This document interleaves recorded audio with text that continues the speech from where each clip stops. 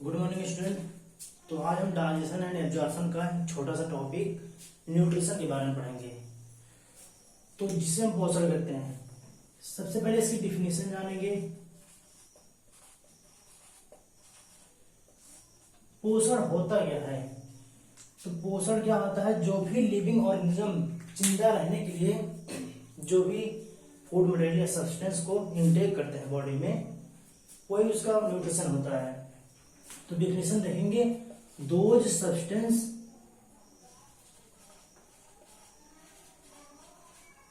which are necessary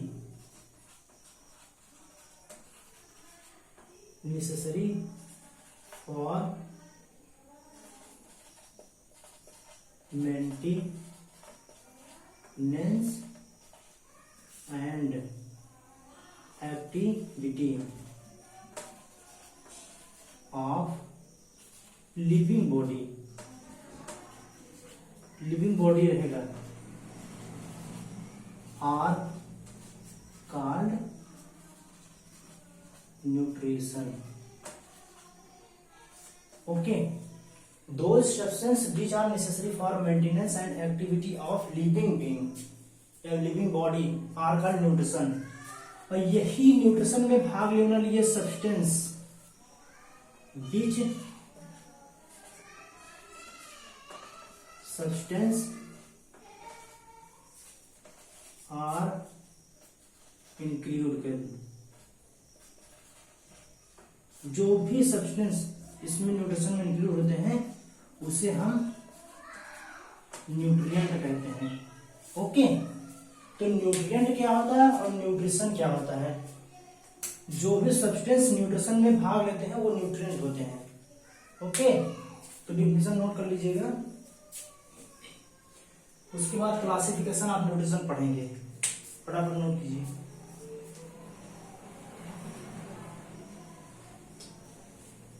note हो गया? तो चलिए बेटा, आप उसके बाद डिफिनेशन हम पढ़ेंगे। क्लासिफिकेशन, डिफिनेशन हो गया, अब क्लासिफिकेशन पढ़ेंगे।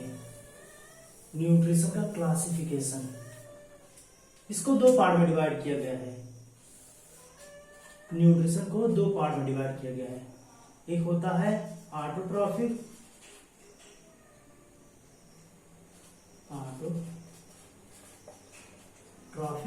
इसी को या फिर कहते हैं होलोफिटिक। ओके, और दूसरा होता है हेट्रोट्रॉफिक। ओके, न्यूट्रिशन को दो पार्ट में डिवाइड किया गया है क्लासिफिकेशन में न्यूट्रिशन का। तो एक होता है ऑटोट्रॉफिक या फिर इसको कहते हैं होलोफिटिक, इसको कहते हैं हेट्रोफिटिक। ऑटोट्रॉफिक कहने मतलब स्वपोषित, ये होता है, ये विषम पोषी होता है, विषम पोषी। उसका मतलब होता है विषम पोषी, इसका मतलब होता है स्वपोषी। अब डिफिनेशन दोनों का क्या होता है एक एक करके देखेंगे। अब इसमें क्या है, those organism which can synthesize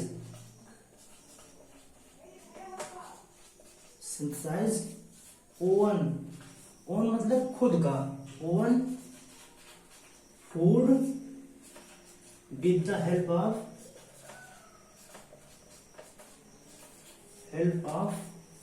chlorophyll.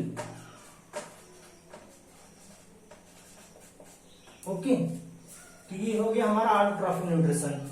Those organism which can synthesize own food with the help of chlorophyll, ये हमारा हो गया ऑटोट्रॉफिक न्यूट्रिशन। अब इसमें क्या होता है, हमारे जो inorganic compound like CO2, water, milky, carbohydrate. अब देखो ये क्या हो गया, इनऑर्गेनिक।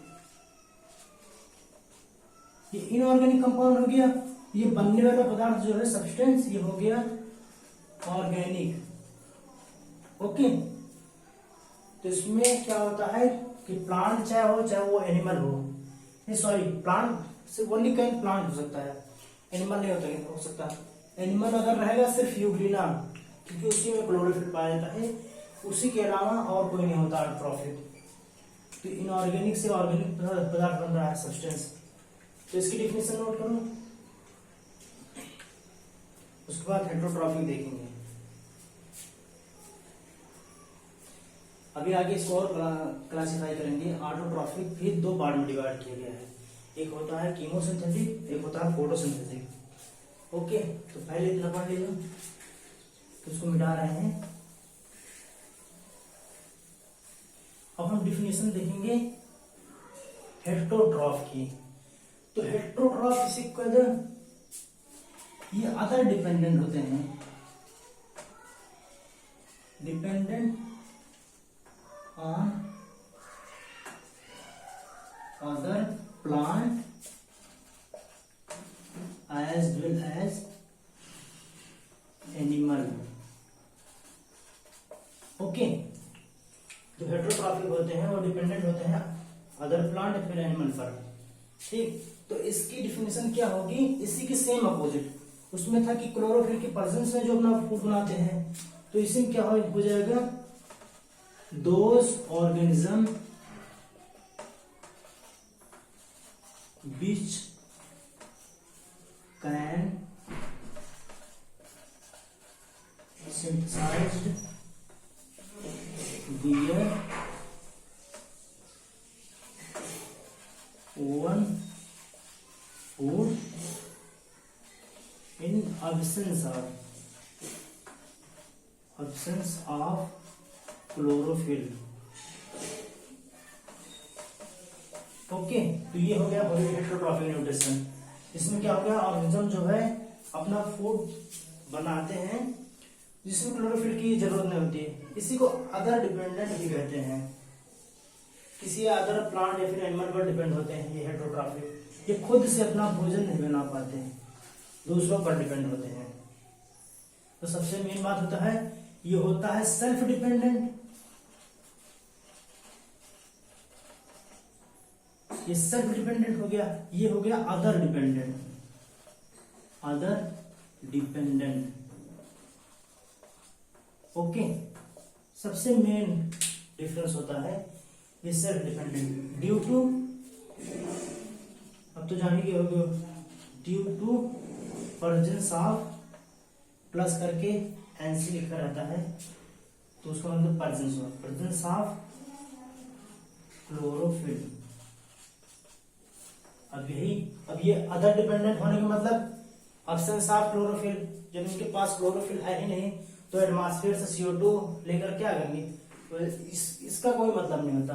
और ये जो ऑटोट्रॉफिक होते हैं ये क्या करेंगे, इन्वायरमेंट से CO2 लेकर और वाटर तो अपना मतलब जो भी फूड मटेरियल होता है उसको बनाते हैं। तो ये दोनों डिफिनेशन हो गई। ठीक, अब इसके बाद में ये वाला क्लासिफाई इसके बाद आगे भी और किया गया है। तो डिफिनेशन हो गई हो तो आगे चलते हैं।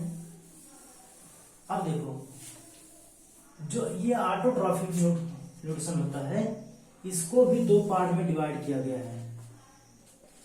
एक होता है कीमो ऑटोट्रॉफ, एक होता है फोटो ऑटोट्रॉफ। ओके, और इसी को एक नाम और देते हैं, कीमो सिंथेटिक, और इसी को कहते हैं फोटो सिंथेटिक। ओके, तो ये दोनों सेम ही है, कीमो ऑटोट्रॉफ या कीमो सिंथेटिक, उसके बाद में फोटो ऑटोट्रॉफ, फोटोसिंथेसिस। ओके, तो एक एक करके पढ़ेंगे, फोटो ऑटोट्रॉफ और कीमो ऑटोट्रॉफ क्या होता है। तो कीमो ऑटोट्रॉफ में क्या होता है, break down of inorganic substance providing energy मतलब जब इसका मतलब इनऑर्गेनिक सब्सटेंस का इसमें क्या होता है, ब्रेक डाउन होता है, तो उसके बाद एनर्जी बनती है, वही एनर्जी जो है यूज होती है सिंथेसिस, फूड को सिंथेसिस करने में। ओके, देखेंगे break down of inorganic substance providing energy to synthesize their food। क्या होता है, break down of inorganic substance providing energy to synthesis their food. Okay, तो ये इनऑर्गेनिक सब्सटेंस के ब्रेक डाउन होने के बाद जो हमारी एनर्जी बनती है, उसी एनर्जी को यूज करते हैं हम मतलब फूड को बनाने में। तो ये कीमो ऑटोट्रॉफ हो गया, और फोटोसिंथेसिस या फिर फोटो ऑटोट्रॉफ, इसकी डिफिनेशन लिखो तो उसकी दोबारा बता दें। ओके, नोट करो फटाफट।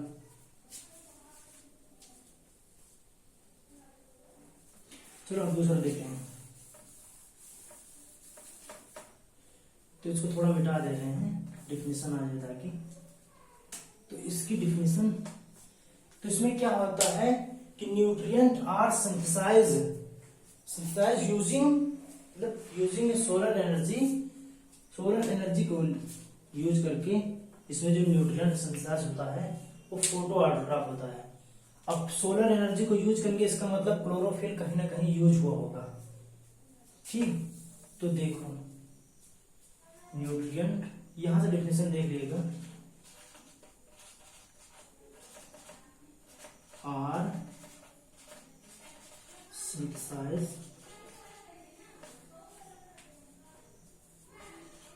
to use solar energy। Okay, इतना लिख सकते हैं। उसके बाद तो इतना जब हो रहा है, सोलर एनर्जी को यूज करके हम मतलब न्यूट्रिएंट सिंथेसाइज कर रहे हैं, तो ये बाय द हेल्प ऑफ किसके थ्रू होगा, bye the help of chlorophyll. कहीं ना कहीं क्लोरोफिल आ ही जा रहा है। जब सोलर एनर्जी को ये ट्रैप करके अपना मतलब फूड बना रहा है, तो कहीं ना कहीं ये क्लोरोफिल का यूज करेगा। तो ये डिफिनेशन हो गई इसकी, आगे जोड़ लीजिएगा, those organism which can synthesize nutrient with the help of solar energy by the help of chlorophyll. Okay, ये इसकी डिफिनेशन हो गई। अब ये किसमें पाया जाता है, अब सोचो फोटो ऑटोट्रॉफ, फोटो मतलब लाइट। ओके, ऑटोट्रॉफ में मतलब सिंथेसिस करने वाला, जो लाइट से यूज बनाता अपना भोजन, उससे फोटो ऑटोट्रॉफ कहते हैं। अब देखो स्टार बॉन्ड ऐसे करके लिखिएगा, ये सिर्फ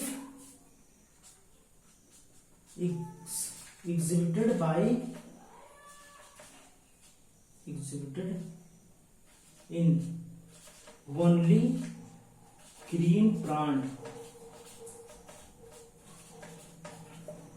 ओके, सिर्फ ग्रीन प्लांट में पाया जाएगा, और ब्लू ग्रीन एल्गी बीजीए, और अगर देखा जाएगा तो ग्रीन प्रोटिस्टा में भी, ग्रीन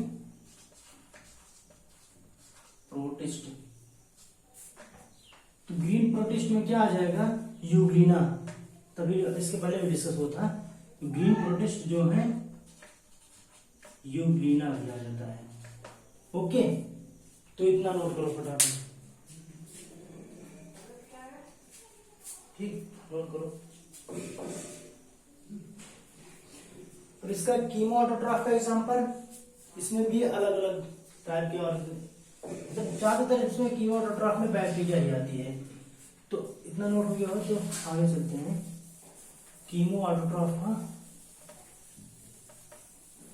अब इसमें एग्जांपल अगर देखेंगे कीमो ऑटोट्रॉफ में, तो बैक्टीरिया मेनली ज्यादातर बैक्टीरिया ही होती हैं, जैसे nitrifying bacteria, sulphur oxidising bacteria, उसके बाद में आयरन आयरन बैक्टीरिया ही होती है, तो तीनों होती है। तो एक एक करके देखेंगे। तो इसमें क्या होगा, नाइट्रीफाइंग पहले नंबर,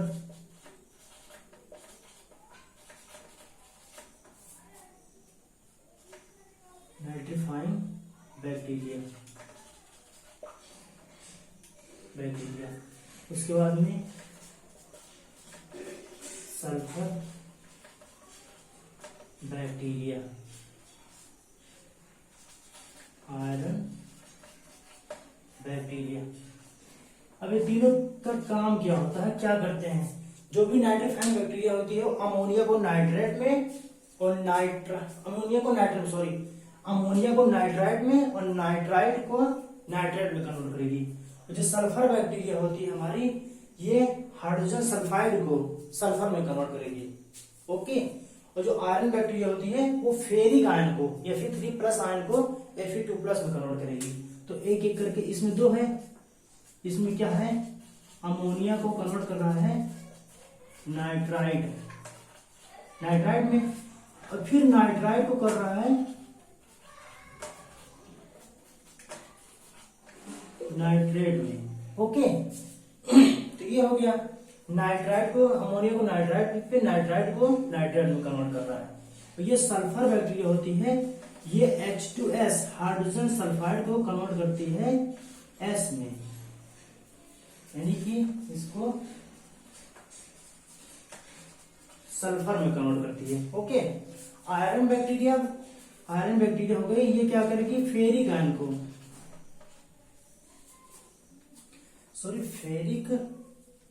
फेरस आयन को, ये जो होता है फेरस आयन को फेरिक में कन्वर्ट करती है, फेरिक में,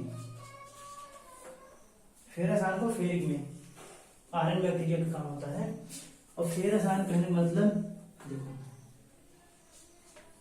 Fe+3 इसको कर रहा है Fe+2। ओके। फेरस को फेरिक में कर रहा है, सॉरी, Fe2+ को फेरस, Fe+2 को Fe+3 करेगा, फेरस ही होता है। देखो ऐसे याद कर लो, कम जो होता है अस्व और ज्यादा इक हुआ, ठीक। जिससे फेरस आ रहा है ना, OUS अस आ रहा है, तो कम वाला, कम अस हुआ, और इक मतलब ज्यादा हुआ। तो ऐसे याद कर लीजिएगा, ठीक। तो आज के लिए इतना ही। अगले टॉपिक में हम पढ़ेंगे न्यूट्रिशन का।